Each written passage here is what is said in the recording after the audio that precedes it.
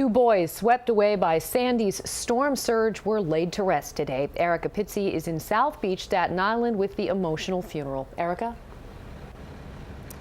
We know nearly 24 people died on Staten Island during the storm. Now many of those families and friends are holding funerals for the loved ones they lost. I'm standing along Father Capodanno Boulevard, which is the very place where a young mother was with her two children driving in this very SUV behind me.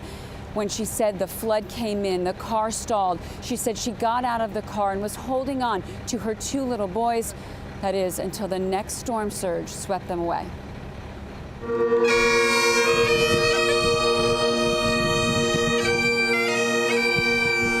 As the bagpipes belted out the first note of Amazing Grace, this young father and mother could not hold back their tears.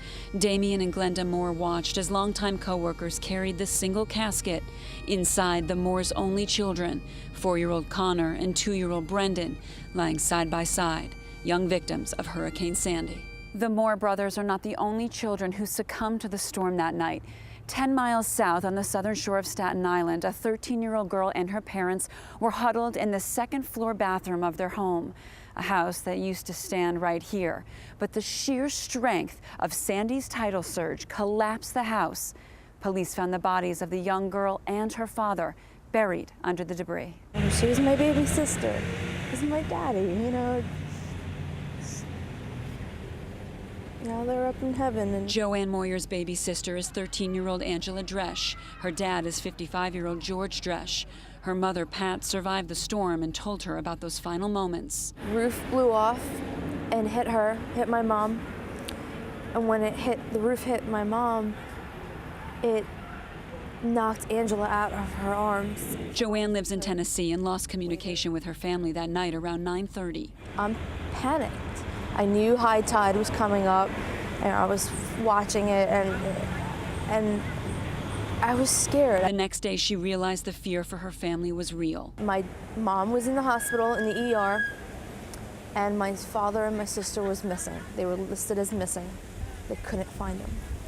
And I was panicked, and I said to my husband, we need to leave now. When she got to Staten Island, police told her they found the bodies of her sister and father. Just like that, half of her family was gone. Never thought that I'd be in this position to, you know, picking out caskets and just picking out a cemetery plot. I mean, she's 13. She's a child.